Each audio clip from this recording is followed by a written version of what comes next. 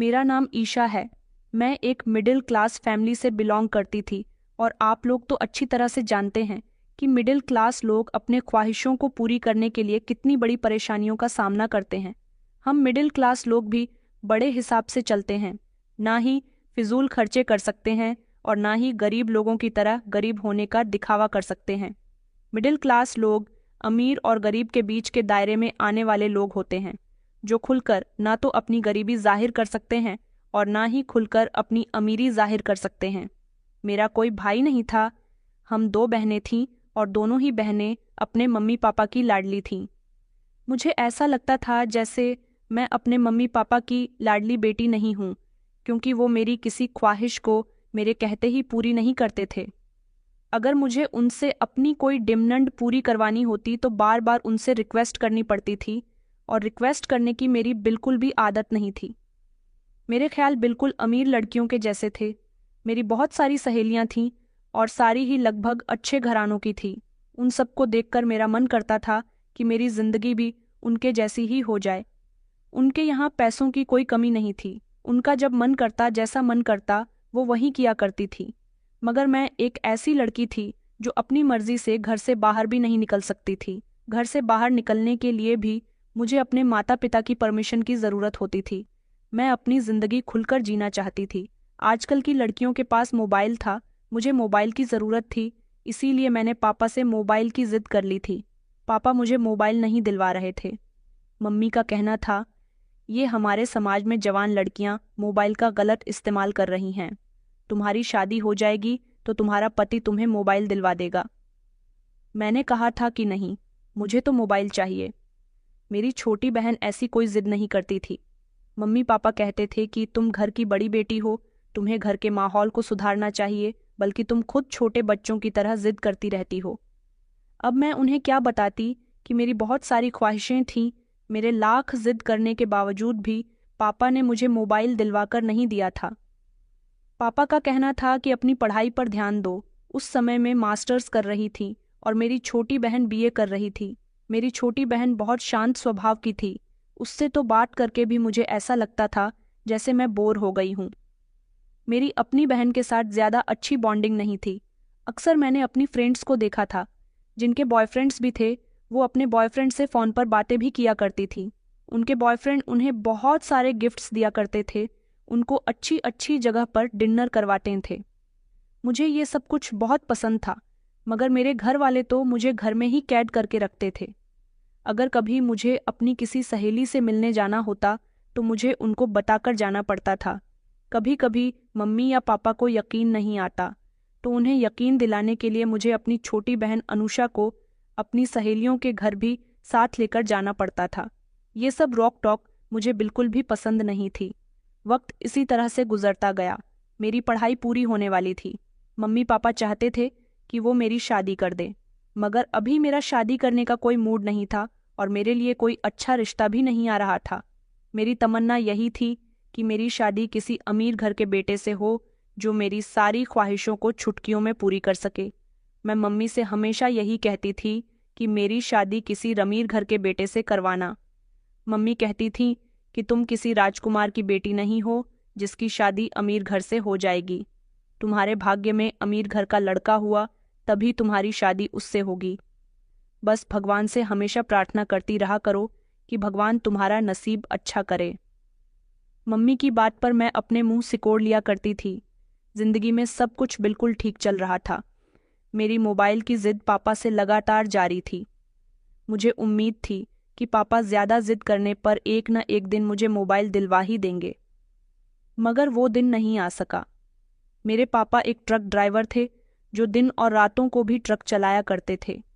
दिन मेरे पापा हंसी खुशी अपने काम के लिए घर से निकले थे, लेकिन ट्रक चलाते समय उस दिन उनकी मौत हो गई।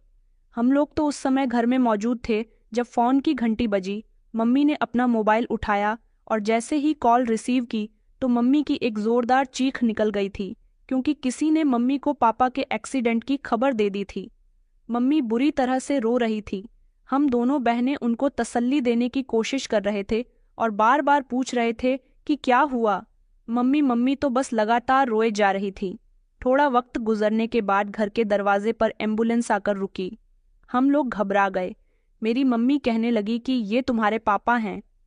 हमें तो विश्वास ही नहीं हो रहा था कि हमारे पापा जो खुशी खुशी आज सुबह सवेरे घर से बाहर अपने रोज का काम करने के लिए निकले थे, अब उनकी लाश घर में आ रही थी।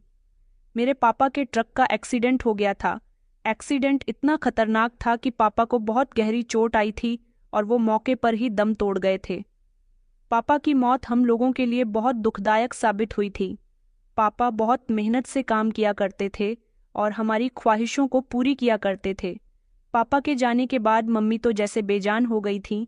मेरी मम्मी जो बहुत सुंदर थीं और उन्हीं की सुंदरता हम दोनों बहनों को भी मिली थी। हम दोनों बहनें भी पापा के जाने से बहुत उदास थे। पापा के मरने के बाद मम्मी बीमार रहने लगी थीं क्योंकि वो पापा से बहुत मोहब्बत करती थी। वक्त इसी तरह से गुजरता जा रहा था, लेकिन अब धीरे धीरे हमारे घर में परेशानियां आने लगी थीं। पापा जो अकेले ही कमाने वाले थे वो तो अब जा चुके थे। अब कुछ भी करके हमें ही इस घर को संभालना था।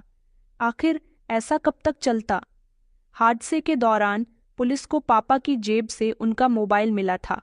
वो मोबाइल घर में इसी तरह पड़ा हुआ था।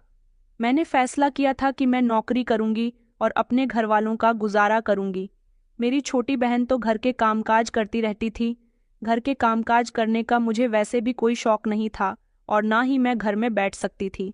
पापा के जाने का मैंने पूरी तरह से फ़ायदा उठाया था क्योंकि एक पापा ही थे जिनकी मैं बात मानती थी और अब तो मम्मी भी मुझसे कुछ नहीं कहती थी। मैंने नौकरी करनी शुरू कर दी। घर में पैसे आने लगे तो मम्मी का इलाज भी होने लगा था। मैंने एक फैक्ट्री में अकाउंटेंट की नौकरी करना शुरू कर दी थी। मैं वहाँ से देर से घर वापस आती थी। मम्मी ने मुझे पापा का मोबाइल दे दिया था और कहा था कि तुम अब घर देर से आने लगी हो, इसलिए मुझे तुम्हारी फिक्र रहती है। वक्त इसी तरह से गुजरता जा रहा था। पापा का गंभीर हम लोगों के दिल से निकल गया था। अब मेरी शादी की भी कोई चर्चा नहीं होती थी, लेकिन अब मुझे फुल आज़ादी मिल गई थी क्योंकि पापा मुझ पर ध्यान देने के लिए रहे नहीं थे और मम्मी अब मुझ पर कोई ध्यान नहीं देती थी। इसीलिए अब मेरा जो मन करता है मैं वो किया करती थी।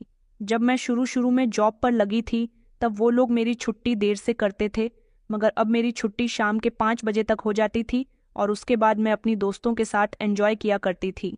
अब मेरे पास पैसे भी रहते थे और मेरा जो मन करता मैं वो करने लगी थी। मैं रात को 9 बजे तक घर के अंदर दाखिल होती और मम्मी को बताया करती थी कि काम ज़्यादा था इसलिए देर हो गई। मम्मी अब मुझसे कुछ नहीं कहती थी।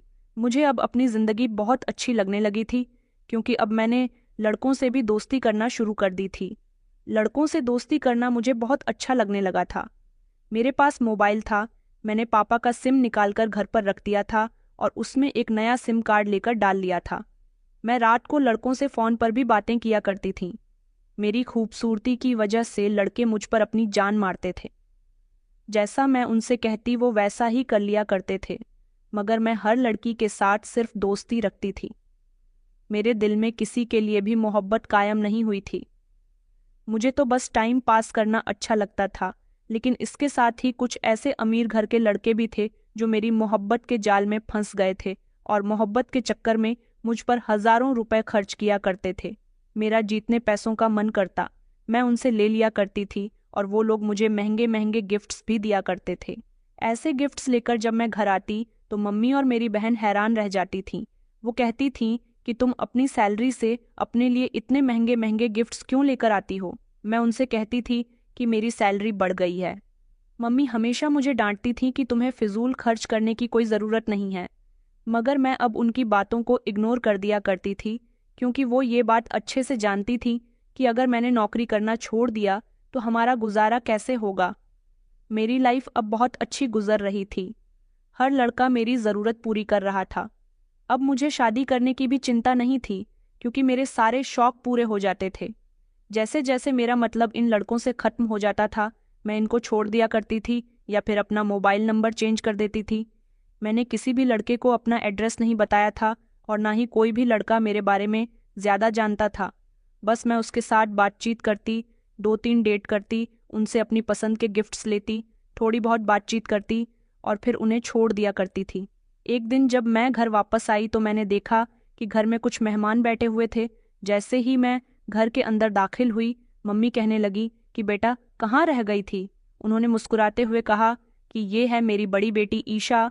उन्होंने मुझे देखकर कहा, बेटा तुम्हारा मोबाइल कहाँ है? मैं कब से तुम्हें फ़ोन लगा रही हूँ। मैंने कहा, मम्मी मुझे देर हो गई थी। मैंने मम्मी से इशारे से कहा कि ये लोग कौन हैं। मम्मी कहने लगी कि मेरे साथ कमरे में आओ। मम्मी मुझे अपने साथ दूसरे कमरे में ले गई और कहने लगी कि किचन में से चाय लेकर कमरे के अंदर आ जाओ। ये लड़के वाले हैं तुम्हें देखने के लिए आए हैं, तुम्हारी बहुत ख्वाहिश थी ना कि तुम्हारी शादी किसी अमीर लड़की से हो। समझो अब तुम्हारी किस्मत बदलने वाली है। ये लोग बहुत अमीर हैं। लड़की की सिर्फ 2 बहनें हैं और दोनों ही बहनें शादीशुदा हैं। लड़का अकेला ही अपनी सारी दौलत का हकदार है। मैंने कहा, आप किस लड़के की बात कर रही हो? वही लड़का जो बाहर बैठा हुआ है। मम्मी कहने लगी कि हाँ बेटा। मम्मी की बात पर मैं जोर जोर से हंसने लगी। मैंने कहा, मगर मुझे वो लड़का बिल्कुल भी पसंद नहीं है। आपने उसका रंग देखा है? मेरे साथ खड़े होकर तो उसकी और मेरी जोड़ी भी अच्छी नहीं लगेंगी। मुझे उसके साथ शादी नहीं करनी। आप इस रिश्ते से अभी और इसी समय इनकार कर दीजिए। माँ कहने लगी कि जैसा मैंने तुमसे कहा है वैसा ही करो। देखो, हम जैसे लोगों को ऐसे रिश्ते बड़ी मुश्किल से मिलते हैं। ये तो तुम्हारी खुशनसीबी है कि तुम्हारे घर खुद चलकर ये लड़कियां अपने इतने अमीर भाई का रिश्ता लेकर आई हैं। ये तुम्हें अपनी भाभी बनाना चाहती है। ये रिश्ता हमारी पड़ोसन लेकर आई है। तुम्हारी खूबसूरती के चर्चे तो पूरे मोहल्ले में है। वैसे भी लड़के को कुछ नहीं चाहिए, उसे सिर्फ खूबसूरत पत्नी की जरूरत है। मैंने मम्मी से इनकार कर दिया था। उस समय तो मम्मी के डांट पर मैं उन लोगों के सामने चाय लेकर चली गई थी और उन्होंने मुझे पसंद कर लिया था। मगर मुझे वो लड़का पसंद नहीं आया था। वो भले ही एक बिजनेसमैन था, मगर मुझसे उम्र में बहुत बड़ा था। उसकी और मेरी उम्र में पूरे 10 साल का फर्क था। मम्मी ने कहा था कि अगर तुमने मेरी बात नहीं मानी तो अच्छा नहीं होगा। मैं अभी अपनी जिंदगी को और अच्छे तरीके से गुजारना चाहती थी, लेकिन मम्मी मुझे शादी के बंधन में बांध देना चाहती थी। मुझे बहुत अच्छे से पता था कि शादीशुदा लड़कियों को भी बहुत सारी रोक टोक का शिकार होना पड़ता है, लेकिन अमीर घर के लड़कियां ऐसे नहीं होते। उनकी सोच बहुत अलग होती है। एक तरह से मैं चाहूँ तो ये शादी कर भी सकती हूँ, क्योंकि मुझे लड़का पसंद नहीं तो क्या हुआ? शादी के बाद मैं उसकी दौलत पर ऐश करूंगी। इसीलिए मैंने मम्मी के कहने के मुताबिक इस लड़के से शादी कर ली थी और फिर मैं इसके बड़े से बंगले की मालकिन बन गई थी। शादी के कुछ ही दिनों बाद ही इनकी दोनों बहनें अपनी ससुराल चली गईं। मेरा पति काम पर चला जाता था और मैं घर में अकेली रह जाती थी। शादी के बाद ज्यादा दौलत मिलने से और अच्छा ऐशो आराम मिलने से मैं और भी ज्यादा खूबसूरत हो गई थी। मेरे पति ने जिम्मेदारी उठाई थी कि वो मेरी माँ और बहन का ख्याल रखेंगे। हर महीने उनको उनकी ज़रूरत के मुताबिक पैसे देते रहा करेंगे। ऐसा वो हमदर्दी के तौर पर कर रहे थे। उनका बहुत बड़ा बंगला था, बहुत सारी बड़ी बड़ी गाड़ियां थीं। घर में नौकर चाकर थे। वो सब देखकर मेरी आंखें फटी की फटी रह गई थीं। ऐसा ऐश मैंने अपनी पूरी जिंदगी में कभी नहीं देखा था। शादी से पहले मैंने हर लड़की से फॉर्मेलिटी निभाने के लिए ही रिश्ते रखे थे, मगर शादी के बाद मुझे अपने पति के साथ रहना बिल्कुल भी पसंद नहीं था। मेरा पति एक सिंपल सा इंसान था जिसने शादी की पहली रात ही मुझसे अपनी मोहब्बत का इजहार कर दिया था। उनका कहना था कि पहली नज़र में तुम्हें देखते ही मैं तुम्हारी खूबसूरती का दीवाना हो गया था। मैं तुमसे बहुत मोहब्बत करने लगा हूँ। मेरी शादी भले ही ज्यादा उम्र में हो रही है, मगर मैं तुम्हें हर खुशी दूंगा, तुम मेरे साथ मेरी बनकर रहना। मैंने भी उनको भरोसा दिलाया था कि मैं भी आपसे मोहब्बत करने लगी हूँ, लेकिन ऐसा सिर्फ उनको जाहिर करवाने के लिए था। मोहब्बत तो मैं किसी से भी नहीं करती थी।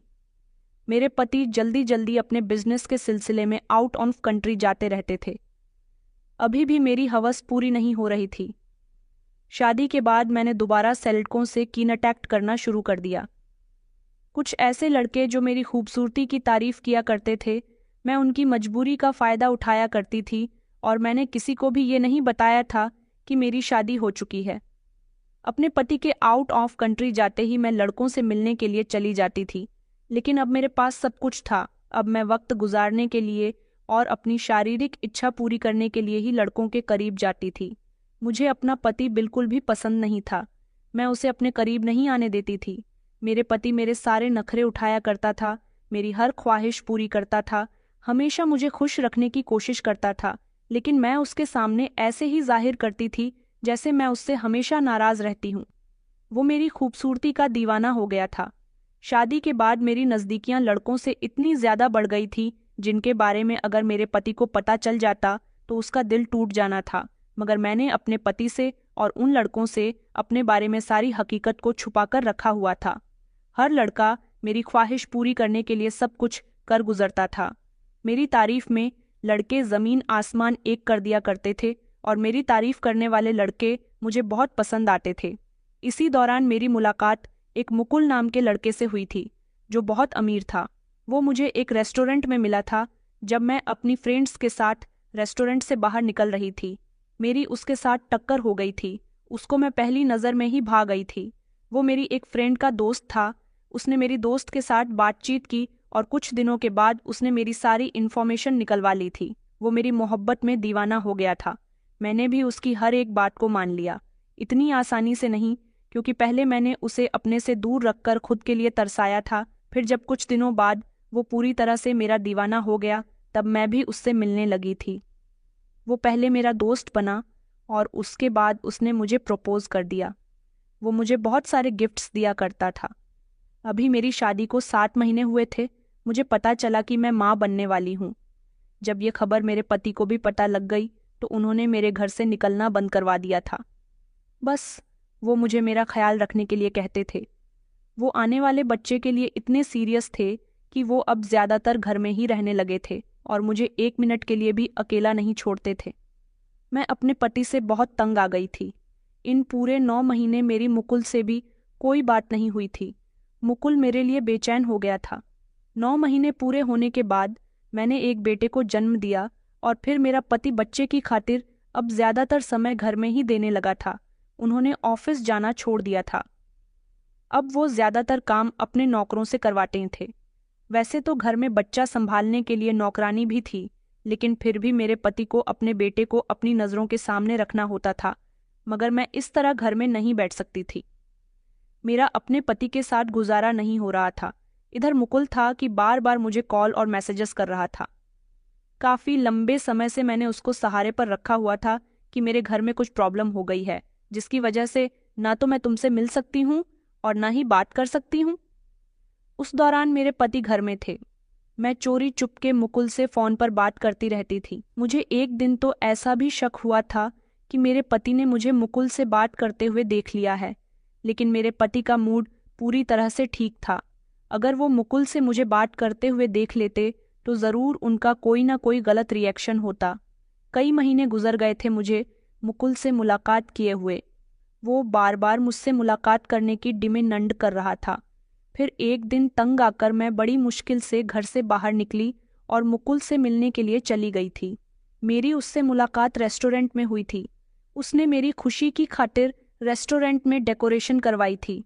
मेरा बहुत अच्छे से वेलकम किया था और तो और म्यूज़िक सिस्टम भी बज रहा था और उसने गाने के थ्रू मुझे शादी के लिए प्रपोज कर दिया। उसकी ये हरकत मुझे बिल्कुल भी पसंद नहीं आई थी। पहले मैं उससे शादी कैसे कर सकती थी? वो सब लोगों के सामने मुझे शादी करने के लिए कह रहा था। कहने लगा कि मैं अपनी मोहब्बत को शादी के बंधन में बांधना चाहता हूँ, लेकिन इतने लोगों के सामने मैं उसे कोई भी जवाब नहीं दे पा रही थी।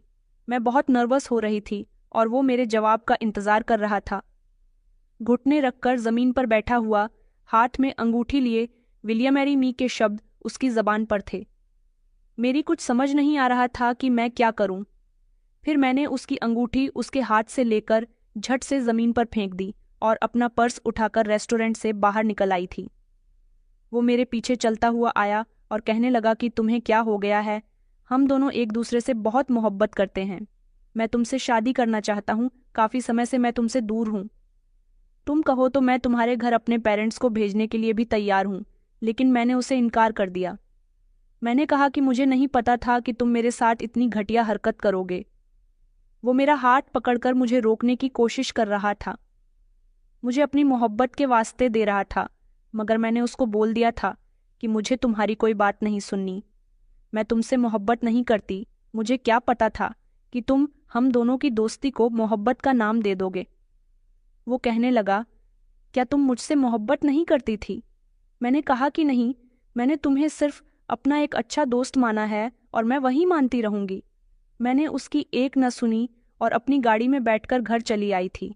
उसके बाद कई दिनों तक लगातार वो मुझसे फ़ोन करता रहा, मुझसे रिक्वेस्ट करता रहा कि तुम मुझसे बात कर लो, मुझसे मिलने आ जाओ।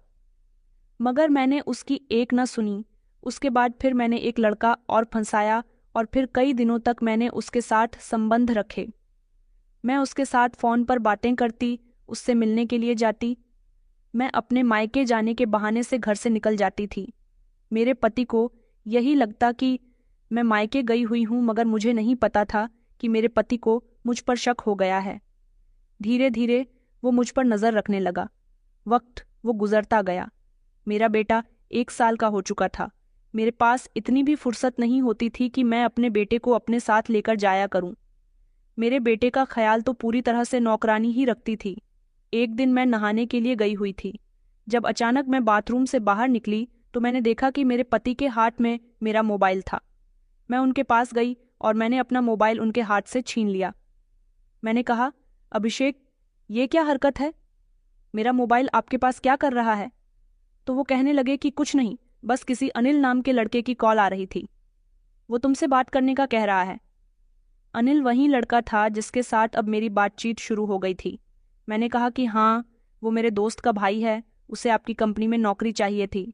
मेरे पति कहने लगे कि अच्छा ठीक है, उसे कल मेरे ऑफिस भेज देना। इस तरह मैंने अपने पति के दिल से शक दूर किया। मैं दिन ब दिन अपने पति की आंखों में धूल झोंककर घर से बाहर अफेयर चला रही थी और मुझे ऐसा लगता था जैसे उनको कुछ पता ही नहीं चलता, वो इस सबसे बेखबर है। मुझे अपने बेटे से भी कोई खास लगाव नहीं था। ये बात मेरे पति अच्छी तरह से नोटिस करते थे। एक दिन उन्होंने मुझसे कहा भी था कि तुम अपनी सहेलियों के साथ बहुत बिजी रहती हो, कभी उनके साथ पार्टियां करने जाती हो तो कभी अपने मायके जाती रहती हो। ये हम दोनों का बेटा है, इसका ख्याल रखा करो। मैंने उस समय तो उनसे कह दिया था कि जी मैं इसका ख्याल रखती तो हूँ, लेकिन जैसे ही वो घर से बाहर निकलते मैं फिर से नौकरानी को अपना बेटा सौंप कर घर से निकल जाती थी। मेरे दिन बहुत अच्छे गुजर रहे थे। शादी से पहले ना तो कभी मेरे मम्मी पापा को मेरी करतूतों के बारे में पता चला था और ना ही शादी के बाद मेरे पति को कुछ भी पता चल सका था। मेरा पति कैसा इंसान था जिसका रुपया पैसा भी मैं आसानी से उड़ाती रहती थी। उसके भरोसे का मैं गलत फायदा उठाती थी। कभी मुझे ये एहसास ही नहीं हुआ था कि वो एक मर्द है और मर्द की बर्दाश्त जब जवाब दे जाती है तब उसकी बर्दाश्त एक कंगारा बनकर उसके दिल से निकलने लगती है। काफी समय इसी तरह से गुजर गया था। दिन मेरे पति ने कहा कि अब हमारा बेटा 2 साल का हो गया, वैसे भी उसका ख्याल तो केयर टेकर ही रखती है। तुम एक काम करो, मेरा ऑफिस ज्वाइन कर लो, हम दोनों मिलकर काम किया करेंगे। मैंने अपने पति से मना भी किया था, मगर वो कहने लगे कि तुम अच्छी खासी पढ़ी लिखी लड़की हो, मेरे बाद मेरा सब कुछ तुम्हारा ही तो है। मैं चाहता हूँ कि तुम्हें मेरे बिजनेस का एक्सपीरियंस होना चाहिए। मुझे उनकी बात माननी पड़ गई थी, इसलिए मैंने उनके साथ ऑफिस जाना शुरू कर दिया था। लेकिन कुछ दिनों के लिए वो आउट ऑफ कंट्री चले गए थे, इसलिए अपनी कंपनी का सारा बोझ वो मुझ पर डाल गए थे। अब मुझे इतनी फुर्सत नहीं मिलती थी कि अब मैं किसी भी लड़के से बात करूं। अब अगर किसी लड़की का मेरे पास फोन आता तो मुझे कॉल्स को भी इग्नोर करना पड़ता था, क्योंकि मेरे पति ने अपने सेक्रेटरी को मेरी सेक्रेटरी बना दिया था, जो कि मुझ पर ऑफिस में होते हुए कड़ी नजर रखती थी और ऑफिस की एक एक खबर मेरे पति को दिया करती थी। दिन सुबह के समय मैं अपनी गाड़ी से ऑफिस जा रही थी जब रास्ते में ट्रैफिक ज्यादा होने की वजह से मेरी गाड़ी रुक गई थी और मैं बीच ट्रैफिक में फंस गई थी। जब अचानक मेरी गाड़ी के शीशे के पास एक लगभग 18 साल का लड़का आकर खड़ा हो गया था। मैंने शीशा नीचे किया और उसकी तरफ देखा। उसने अपने हाथ में बहुत सारे ताज़ा फूल पकड़े हुए थे। वो मुझसे कहने लगा कि मैडम जी फूल खरीद लो, मेरी बहनें घर पर भूखी हैं, उनके लिए खाने का बंदोबस्त हो जाएगा। न जाने कि उस लड़की को देखकर मेरी आंखें भर आई थीं। ये बड़ी बेबसी से मुझसे रिक्वेस्ट कर रहा था कि मैं इसके फूल खरीद लूं। उस दिन मैंने इसके फूल तो नहीं खरीदे थे, मगर इसको पैसे दे दिए थे और वो पैसे लेकर वो वहां से चला गया था। थोड़ी ही देर के बाद ट्रैफिक भी खुल गया और मैं गाड़ी चलाते हुए सोचने लगी कि आज तक मेरा सामना जितने भी लड़कों से हुआ है वो सभी लगभग अच्छे घरानों के लड़के थे।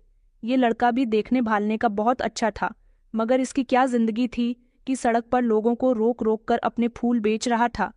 फिलहाल अगले दिन फिर से सड़क के किनारे खड़े हुए इस लड़के पर मेरी नजर गई, जो उस दिन हाथ में तौलिए लिए खड़ा था और लोगों को रोक रोक कर अपनी तौलिए बेच रहा था। मैं अपनी गाड़ी से उतरी और उसके पास गई। मैंने उसे फिर से पैसे देना चाहे, मगर उसने कहा कि मैडम जी, मुझे आपके फ्री में पैसे नहीं चाहिए, आपको मेरा सामान खरीदना होगा। मैंने कहा कि तुम अच्छे खासे हट्टे कट्टे जवान लड़के हो, ये कैसा काम कर रहे हो? तो वो कहने लगा कि आपके लिए ये बात कहनी बहुत आसान है, मगर हम जैसे गरीबों के लिए इस दुनिया में नौकरी भी इतनी आसानी से नहीं मिलती। बस किसी भी तरह से अपने घर वालों का पेट भरने के लिए घर से निकल पड़ते हैं। मेरी एक बहन की उम्र 15 साल और दूसरी बहन की उम्र 10 साल है। दोनों बहनें घर में भूखी होती हैं। माता पिता इस दुनिया में नहीं हैं। मैं पढ़ा लिखा भी नहीं हूँ। मैं बहुत गरीब हूँ, इसलिए छोटा मोटा सामान सड़कों पर लोगों को बेचता रहता हूँ। मगर मैं एक ईमानदार इंसान हूँ। मुझे फ्री में किसी की मदद नहीं चाहिए। उस लड़की की खुददारी मुझे बहुत पसंद आई थी। मैंने उसके कहने पर उसकी सारे तौलिए खरीद लिए थे और उसको उनकी कीमत दे दी थी। उसने मेरा बहुत बहुत शुक्रिया अदा किया था। अब हर रोज़ आते जाते रास्ते से मैं उसे देखा करती थी। वह बेचारा बहुत मेहनत किया करता था। कभी सड़क पर बच्चों के खिलौने बेच रहा होता था, तो कभी पेन बेच रहा होता था। मुझे उस पर बहुत अफसोस होता। एक दिन मैं उसकी मदद करने के इरादे से उसके पास चली गई। मैंने देखा वो भूख का प्यासा सड़क पर इसी तरह से अपना सामान बेचता रहता था। मैं उससे मुलाकात सिर्फ हमदर्दी के नाते कर रही थी, क्योंकि पहली बार मैंने अपनी जिंदगी में इतना लाचार और मजबूर इंसान देखा था, जो खूबसूरत था मगर जिंदगी के हर आराम से दूर था। दिन रात अपनी बहनों के लिए पैसे कमाया करता था। मैंने उसे कहा कि मैं जानती हूँ कि तुम्हें खुददार लड़के हो, मगर मैं तुम्हारी मदद करना चाहती हूँ। देखो, मैं एक अमीर औरत हूँ, मेरे पास पैसे की कोई कमी नहीं है, मगर ना जाने कि मुझे तुमसे हमदर्दी हो रही है। इतनी कड़कती हुई धूप में सुबह से आज तुम अपना सामान बेच रहे हो। मेरे साथ चलो, मैं तुम्हें कहीं लेकर चलना चाहती हूँ। वो मेरी बात सुनकर इनकार करने लगा। कहने लगा कि आप जैसी अमीर औरत भला मेरी क्या मदद कर सकती है? मैंने कहा, मैं उन औरतों में से नहीं हूं जिसे पैसों का घमंड हो। मैंने उसे अपनी गाड़ी में बैठने के लिए कहा और मैं उसे अपने साथ एक रेस्टोरेंट में ले गई थी। मैंने उसे पेट भरकर खाना खिलाया और कुछ खाना उसकी बहनों के लिए भी पैक करवा दिया था। मैंने अक्सर देखा था कि वो रात को पैदल चलकर अपने घर जाता था। उसने बातों ही बातों में मुझे अपना घर हमारे ही शहर से दूर एक छोटे से गांव में बताया था। मैं उसे आधे रास्ते तक अपनी गाड़ी से ड्रॉप कर दिया करती थी। कुछ ही दिनों बाद मेरे पति भी वापस आ गए थे। हम दोनों अपनी अपनी गाड़ी से अलग अलग टाइपिंग पर ऑफिस के लिए निकलते थे, क्योंकि मेरे पति सुबह सवेरे जल्दी उठते थे, जबकि मैं देर से उठती थी। और फिर रास्ते में हर रोज मैं उस लड़की से मिलती हुई जाती थी। उसका नाम सोहन था। सोहन से हमदर्दी करते करते मैं उसके साथ काफ़ी अच्छी तरह से अटैच हो गई थी। शायद ऐसा इसलिए था क्योंकि मेरा कोई भाई नहीं था। मैं एक मिडिल क्लास घर के होते हुए भी शादी से पहले ऐसा सोचती थी कि मेरे माता पिता मेरी किसी ख्वाहिश को पूरा नहीं करते। मैं अपने आप को एक गरीब लड़की समझती थी, मगर मैंने देखा कि मुझसे भी गरीब इस दुनिया में पड़े हुए हैं, जो अपने ख्वाहिशों को पूरा करने के लिए क्या कुछ नहीं करते। मैं सोहन को रास्ते में अगर देख लेती तो उसे बाजार तक ड्रॉप कर दिया करती थी, क्योंकि मैंने उसे कहा था कि तुम अपना सामान सड़क पर आने जाने वाले लोगों को मत बेचा करो, बल्कि बाजार जाकर वहां सामान बेचा करो, वहां तुम्हारी अच्छी सेल होगी। जिस दिन मैं ऑफिस से जल्दी फ्री हो जाती तो उसे खाना खिलवा दिया करती थी। मेरी उसके साथ एक अलग ही अटैचमेंट हो गई थी। उसको पैसे भी देती रहती थी। वो एक पहला ऐसा इंसान था जिसको मैंने दिल से अपना भाई माना था, और उसको मैंने ये भी बता दिया था कि मैं शादीशुदा हूँ, मगर मैंने सोहन के बारे में किसी को नहीं बताया था। सोहन से मेरी बातचीत लगभग 3 महीने से हो रही थी। 3 महीने तक उसके लिए मुझसे जितना हो सका मैंने किया था। वो मेरी मदद नहीं लेना चाहता था, मगर फिर भी मैं उसकी मदद किया करती थी। एक दिन मैं सोहन को बाजार ड्रॉप कर रही थी, जब सामने से ही मेरे पति की गाड़ी आ गई और मेरे पति ने सोहन को मेरे साथ गाड़ी में बैठा हुआ देख लिया। मुझे लगा कि मेरे पति घर आने के बाद मुझसे सोहन के बारे में कोई सवाल जवाब करेंगे, मगर उन्होंने मुझसे कोई भी सवाल नहीं किया था। लेकिन अब मैं देख रही थी कि मेरे पति मेरे साथ बहुत दूरी बनाने लगे थे, एक ऐसी दूरी जैसी मैंने कभी भी नहीं देखी थी। अब ना तो वो मुझसे किसी तरह की कोई बात करते थे, और घर में भी होते तो मुझे इग्नोर करते रहते थे। वक्त इसी तरह से गुजरता जा रहा था। शायद सोहन की दुख भरी कहानी सुनकर मेरा दिल पिघल गया था। सोहन ने मुझे बताया था कि उसके माता पिता की मौत बड़ी ही दर्दनाक हुई थी। जब वो 5 साल का था, उसके पिता पर बहुत ज्यादा कर्जा हो गया था। उसके पिता के पास कर्जा चुकाने के लिए पैसे नहीं थे, जिसके चलते उन्होंने आत्महत्या कर ली थी और पिता के गम में उसकी माँ भी इस दुनिया से चल बसी थी। उसके बाद सोहन ने बड़ी मुश्किल से अपना और अपनी बहनों का ख्याल रखा था। बस यही सब सोचकर मैं हमेशा उसकी मदद करती रहती थी कि क्यों वो बेचारा इतना गरीब है। दिन मैं घर में मौजूद थी जब मैंने अपने पति को किसी से फोन पर बातें करते हुए सुना। मेरे पति बातें करते हुए कह रहे थे कि उसका काम तमाम हो गया। अच्छी बात है, तुम्हें पेमेंट मिल जाएगी। बस अब मेरा रास्ता साफ हो चुका है। काफी समय से मैं इस तकलीफ को झेल रहा था। ये कहकर मेरे पति ने फोन बंद कर दिया, मगर जैसे ही उन्होंने पलट कर देखा, मैं उनके बिल्कुल पीछे खड़ी हुई थी। मैंने कहा, आप किसके काम तमाम की बात कर रहे थे? मेरे पति घबरा गए और कहने लगे कि कुछ नहीं, बस था कोई जिसने कई सालों से मेरी जिंदगी को तबाह करके रखा हुआ है। अब शायद मेरी जिंदगी में सुकून आ जाएगा। मैं अपने पति की बात को नहीं समझी थी। अगले दिन जब मैं रास्ते से गुजरी तो मैंने देखा कि मुझे सोहन कहीं भी नजर नहीं आया था। मैं सोहन को तलाश करती रही, मगर 2-3 दिन गुजर गए थे। सोहन मुझे कहीं नहीं मिल रहा था। मैं बहुत परेशान हो गई थी कि आखिर सोहन कहाँ चला गया। ऐसा तो कभी नहीं हुआ था कि वो गायब हो जाए। मैं बहुत परेशान रहने लगी थी। कई बार मेरे पति ने मुझसे मेरी परेशानी की वजह पूछी थी, मगर मैंने उनको कुछ नहीं बताया था। एक दिन मैंने सोचा कि क्यों ना मैं सोहन के घर जाकर उसे तलाश करूं। मुझे अच्छी तरह से याद था, सोहन मेरे साथ काफी सारी बातें करने लगा था। सोहन ने मुझे बातों ही बातों में अपने गांव का एड्रेस दिया था। मैं उसके गांव चली गई। जैसे ही उसके घर के बाहर मैंने गाड़ी रोकी तो एक अजीब सी हैवानियत ने मेरा स्वागत किया था। उसका छोटा सा घर, जो बहुत पुराने टाइप का बना हुआ था, घर के अंदर कदम रखते ही चारों तरफ अंधेरा ही अंधेरा नजर आ रहा था। मेरे कदमों की आहट सुनकर एक छोटी सी लड़की दरवाजे तक आई थी और उसने दीदी दीदी कहकर आवाज लगाई। फिर एक और लड़की निकल कर आई। मैं पहचान गई थी कि ये दोनों ही सोहन की बहनें हैं। इन दोनों को देखकर बड़ा ही अजीब लग रहा था, क्योंकि इन दोनों के चेहरे पर खुशहाली नहीं थी। दोनों की आंखें मोटी मोटी हो रही थीं। ऐसा लग रहा था कि जैसे ना जाने कब से ये दोनों रो रही हैं। मेरी बड़ी सी गाड़ी देखकर और मेरा गेटअप देखकर वह दोनों समझ गई थी कि मैं कोई अमीर घर की औरत हूँ। वह कहने लगी कि आप कौन? मैंने कहा, मुझे सोहन से मिलना है, वो कई दिनों से दिखाई नहीं दे रहा। मेरी इस बात पर दोनों की आंखों में आंसू आ गए। सोहन की बड़ी बहन कहने लगी कि आपको नहीं पता कि भैया इस दुनिया से चले गए। उसके मुंह से ये शब्द सुनकर तो मैं चौंक गई थी। एक पल को तो मुझे विश्वास ही नहीं हुआ। फिर वो कहने लगी कि जी मैं सच कह रही हूँ, भैया की मौत हो गई है। मैंने कहा, मगर वो तो बिल्कुल ठीक ठाक था, उसे ऐसा भी क्या हो गया? उसने बताया कि पता नहीं कौन मेरे भैया का दुश्मन था। उस दिन भी रोज की तरह खुशी खुशी वो घर से निकले थे, लेकिन शाम को उनकी लाश घर वापस आई। हमारे भैया अपनी मौत नहीं मरे, बल्कि उनको मारा गया है, क्योंकि उनके सीने पर गोलियां थीं। उनको भैया के दोस्त ही यहाँ पर लेकर आए थे। हम गरीब लोग हैं, हम तो पुलिस में जाकर शिकायत भी नहीं कर सकते। मैंने कहा, आखिर किसने सोहन को मारा? उसकी तो किसी से दुश्मनी भी नहीं थी। मैं उसको बहुत अच्छी तरह से जानती हूँ। वो कहने लगी कि आप कौन हो? आप वही अमीर मैडम जी तो नहीं जिनके बारे में अक्सर भैया बहुत तारीफ किया करते थे और कहते थे कि वो मेरी बहुत मदद करती है। वो तो भैया को होटल का खाना खिलाने के बाद हम दोनों बहनों के लिए भी खाना दिया करती थी। मैंने कहा कि हाँ, मैं वही हूँ। तुम लोगों ने जानने की कोशिश नहीं की कि सोहन की मौत कैसे हुई?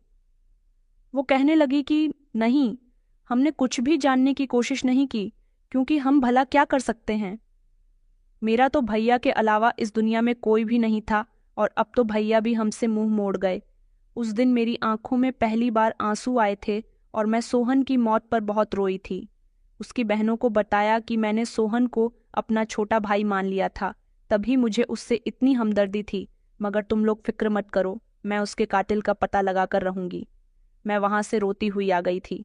उसकी बहनों की बेबसी मुझसे देखी नहीं जा रही थी। वो बेचारी घर में भूखी प्यासी थी। अब उनका कोई सहारा नहीं था। मैं घर आई और फूट फूट कर रोने लगी थी। जब मुझे मेरे पति ने रोते हुए देखा और कहने लगे कि क्या हुआ, क्यों रो रही हो, मैंने अपने पति को कुछ नहीं बताया और झट से अपने आंसू साफ कर लिए। मेरे पति कहने लगे, अरे रोना बंद मत करो, आज तो तुम रो सकती हो, आखिरकार आज तुमने अपनी सबसे कीमती चीज जो खोई है। अपने पति की बात सुनकर मेरे होश उड़ गए थे। मैंने चौंक कर उनकी तरफ देखा। मैंने कहा कि आपका क्या मतलब है?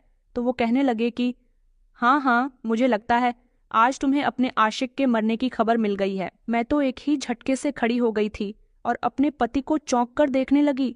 मैंने कहा, कौन सा आशिक, कैसा आशिक, ये आप क्या कह रहे हो? मेरे पति मेरे करीब आए और मुझे झंझोड़ कर कहने लगे कि मैं तुमसे कितनी मोहब्बत करता था, तुमने सारी जिंदगी मेरे भरोसे का मान तोड़ा, तुम उस मामूली सी लड़की के लिए मुझे धोखा दे रही थी। मैंने कहा, आप ये क्या कह रहे हो? मुझे कुछ समझ नहीं आ रहा। कौन सा मामूली सा लड़का? मेरे पति ने कहा, वही जिसके लिए अभी तुम रो रही हो, वही लड़का जिसके साथ तुम रेस्टोरेंट में जाती थी, उसको अपनी गाड़ी में बिठाया करती थी, वो मामूली सा लड़का। मुझे तो बाद में ये बात समझ आई कि तुम एक मिडिल क्लास फैमिली की लड़की हो। तुम जैसी लड़कियां राह चलते लड़कों से मोहब्बत कर सकती है, क्योंकि तुम्हारी क्लास की लड़कियां ऐसी ही लड़की डिजर्व करती हैं। मुझ जैसे अमीर लड़के से तुम्हारी शादी हो गई तो तुम्हें वो खुशी नहीं मिली जो तुम्हें तुम्हारे पुराने आशिक के साथ मिल रही थी, इसलिए तुमने शादी के बाद भी उससे रिश्ता कायम रखना शुरू कर दिया। अब मुझे अपने पति की बात समझ आई थी कि वो बात को किस डायरेक्शन में लेकर जा रहे थे। वो सोहन की बात कर रहे थे। मैंने अपने पति को झटका देकर पीछे किया और कहा, आप जिस लड़की की बात कर रहे हो उसको मैं अपना भाई मानती थी, वो एक गरीब लड़का है, और आपको उसके बारे में ये सब कैसे पता? मेरे पति कहने लगे, क्योंकि मुझे तुम पर काफी समय से शक था। मैंने तुम्हारे मोबाइल पर लड़के की कॉल आते हुए देखी थी और एक बार तो मैंने तुम्हें बात करते हुए भी देखा था। मुझे तुम पर शक तो काफी समय से था, लेकिन जब तुमने मेरे बेटे पर भी ध्यान नहीं दिया और ना जाने तुम कहाँ कहाँ जाती रहती हो, तब मेरा शक यकीन में बदल गया था। इसलिए मैंने तुम पर नजर रखने के लिए एक डिटेक्टिव हायर किया। मैंने सोच लिया था कि अगर मुझे पता चला कि तुम्हारा किसी लड़के के साथ अफेयर है तो सबसे पहले मैं उसे मरवा दूंगा, उसके बाद मैं तुम्हारा हिसाब करूंगा। मेरे डिटेक्टिव ने तुम पर नजर रखना शुरू कर दी तो पता चला कि तुम उस मामूली से सामान बेचने वाले लड़के से मोहब्बत करती हो। उसके साथ मेरी ही गाड़ियों में तुम्हारा घूमना फिरना जारी था, यहाँ तक कि तुम उसे रेस्टोरेंट में भी लेकर जाती थी। अपना ज्यादातर समय तुम उसके साथ ही बिताया करती थी। मुझे डिटेक्टिव हर बात की खबर देता रहा। अब मुझसे और बर्दाश्त नहीं हो रहा था, इसीलिए मैंने उसको डिटेक्टिव के हाथों मरवा दिया, क्योंकि वो मेरी शादीशुदा जिंदगी न जाने कब से बर्बाद कर रहा था। तुम बताओ, मैंने तुम्हें क्या कुछ नहीं दिया? कभी तुम पर कोई रोक टोक नहीं की, तुमने मेरे भरोसे का गलत फायदा उठाया। यहाँ तक कि तुमसे तो अपनी ही औलाद कभी ख्याल नहीं रखा जाता, तुमने मेरे बच्चों को नौकरानियों के भरोसे छोड़ा हुआ है। ये सब मैं कैसे बर्दाश्त कर सकता था? अपने पति की बात सुनकर मैंने तो अपना सर ही पकड़ लिया था। मैंने कहा कि आप गलत समझ रहे हो, मैं जानती हूं कि मेरी गलती है। मैंने शादी से पहले भी बहुत सारी गलतियां की हैं, लड़कों से संबंध रखे हैं, बहुत सारे लड़कों के साथ मोहब्बत का खेल रचा है, मगर आपकी गलत फहमी की वजह से एक बेगुनाह की जान चली गई। उसकी कोई गलती नहीं थी, वो मुझसे मोहब्बत नहीं करता था। भले आप खुद सोचिए कि वो मुझसे उम्र में भी तो छोटा था। मेरे पति कहने लगे कि वो उम्र में भले ही छोटा था मगर दिखने में स्मार्ट था, और तुम्हें मैं इसलिए पसंद नहीं था क्योंकि मेरी उम्र तुमसे ज्यादा है। तुम्हें तो छोटी उम्र के मर्द पसंद थे ना, इसलिए तो तुम्हें कभी मैं पसंद नहीं आया, क्योंकि तुम्हारे दिल में वो लड़का बसा हुआ था। मैंने कहा कि नहीं नहीं, आप गलत समझ रहे हो, आपने बहुत गलत कर दिया। मैं अपना सर पकड़कर रोने लगी थी। मैंने कहा, मेरी गलतियों की वजह से उस बेचारे की जान आपने ले ली। मेरे पति कहने लगे कि मैं तुमसे मोहब्बत करता हूँ, मैं तुम्हारी जान नहीं ले सकता, मगर मैं तुम्हें कहीं मुंह दिखाने लायक भी नहीं छोड़ूंगा, क्योंकि तुमने मेरा भरोसा तोड़ा है, तुमने मुझे धोखा दिया है। मैंने अपने पति के पैर पकड़ लिए और कहने लगी कि मुझे माफ कर दीजिए, मुझसे बहुत बड़ी गलती हो गई, क्योंकि सारी जिंदगी मैंने आपको धोखा दिया। लड़कों से मिलना, उनसे बातें करना, उनके पैसों का फायदा उठाना, ये सब मेरा एक शौक था। शादी से पहले मैंने ये सब कुछ किया, मगर शादी के बाद मुझे आप पसंद नहीं थे, इसलिए मैंने शादी के बाद भी लड़कों से संबंध कायम रखे। लेकिन जिस लड़के की आपने जान ली है, उस लड़के के साथ मेरा कोई संबंध नहीं था।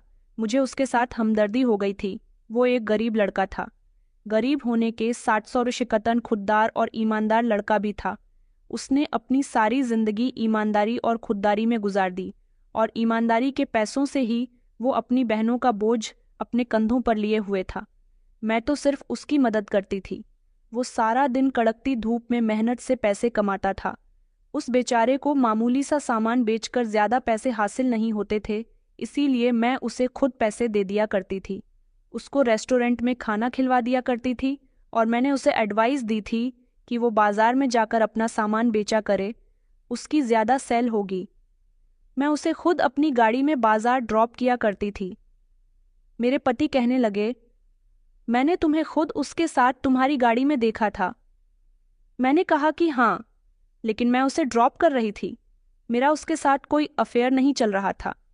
वो बेचारा गरीब लड़का था। उसके माता पिता का साया भी उस पर नहीं था, बल्कि उसकी 2 छोटी छोटी बहनें हैं। उन दोनों का क्या होगा? अपने भाई के बिना वो कैसे इतनी लंबी जिंदगी गुजारेंगी? आपको अगर यकीन नहीं आता तो आप उसके गांव जाकर उसकी बहनों से बात कर सकते हो, उनसे मिल सकते हो। मैं कसम खाती हूँ कि मैंने भले ही बहुत सारी गलतियां की हैं, बहुत सारे लड़कों के साथ मेरे अफेयर रहे हैं, मगर उस लड़की के साथ मेरा कोई गलत रिश्ता नहीं था। मैं उसे अपना छोटा भाई समझने लगी थी। मैं अपने पति को पूरी बात बताने के बाद जमीन में बैठकर रोने लगी थी। मुझे रोता हुआ देखकर मेरे पति को एहसास हो गया था कि मैं सच कह रही हूँ। मेरे पति कहने लगे कि यह सच में तुम्हारा उस लड़के के साथ अफेयर नहीं था। मैंने कहा उसके साथ नहीं था, लेकिन मैंने आपको जो कुछ भी बताया है वो सच है। मेरी वजह से आप गलतफहमी का शिकार हुए हो। मुझे माफ़ कर दीजिए। आपकी पत्नी होते हुए भी मैंने अपने ख्वाहिशों को पूरा करने के लिए ना जाने कितने लड़कों से संबंध रखा। सोहन की मौत आपकी वजह से नहीं हुई, बल्कि मेरी वजह से हुई है। अगर आपके दिल में मेरे लिए नफरत पैदा ना होती तो शायद ऐसा नहीं होता।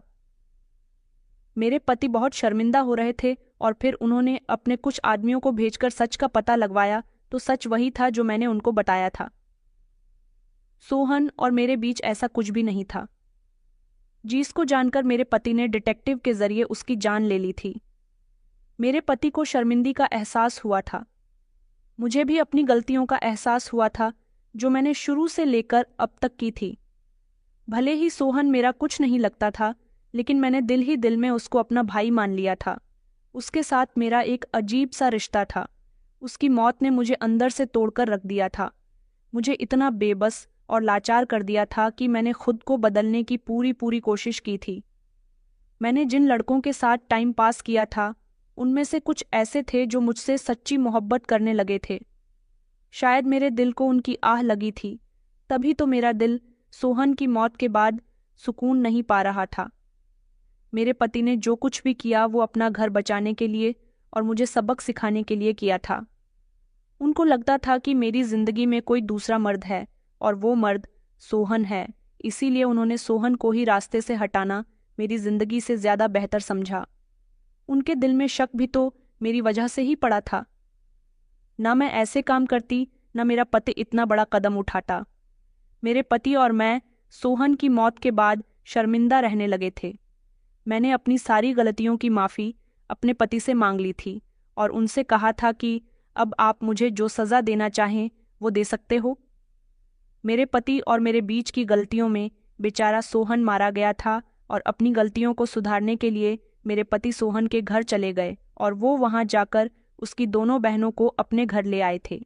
उन दोनों लड़कियों को देखकर मेरी आंखों में आंसू आ गए थे और जो कुछ भी हुआ था वो सब कुछ हमने सोहन की दोनों बहनों को बता दिया था। वो बहुत ज्यादा रोई थी और हम दोनों को अपने भाई का कातिल समझ रही थी। मेरे पति और मैंने उनसे बहुत माफ़ी मांगी थी और काफ़ी समय तक हमने उनको अपने घर में रखा था। मैंने और मेरे पति ने उनकी परवरिश की और फिर धीरे धीरे वो अपने भाई की मौत को भूल गई। मेरा बेटा भी उन दोनों को अपनी बहन कहता है और वो दोनों मेरे लिए मेरी बेटियों की तरह है। मैंने उनकी परवरिश में कोई कमी नहीं छोड़ी। मेरे पति और मैं आज तक एक दूसरे से बात नहीं करते, मगर मैंने अपने पति के दिल में दोबारा से अपनी वही इज्जत लाने की भरपूर कोशिश की। फिर एक वक्त ऐसा आया जब मेरे पति ने मुझे मेरी सारी गलतियां माफ़ करने के बाद एक्सेप्ट कर लिया था। इस बात को 17 साल गुजर गए। सोहन की बहनें जवान हो चुकी हैं और उनकी शादियां भी। मैं अच्छे परिवारों में करने जा रही हूँ। आप लोगों से रिक्वेस्ट है कि उनके अच्छे भाग्य के लिए प्रार्थना कीजिए। कभी कभी हम बात की गहराई तक नहीं पहुँचते, बस हमारी आंखों के सामने जो होता है उस पर विश्वास कर लेते हैं। मेरे पति ने भी कुछ ऐसा ही किया था। मेरी गलतियां माफ करने लायक तो नहीं थीं, मगर सोहन की मौत ने मुझे मेरी गलती का एहसास दिला दिया था। मैं आज भी उसको याद करती हूँ और उसकी आत्मा की शांति के लिए प्रार्थना करती हूँ। दोस्तों, उम्मीद करती हूँ आपको हमारी कहानी पसंद आई होगी। कहानी पसंद आई है तो वीडियो को लाइक करें। चैनल पर नए हैं तो चैनल को सब्सक्राइब करें। धन्यवाद।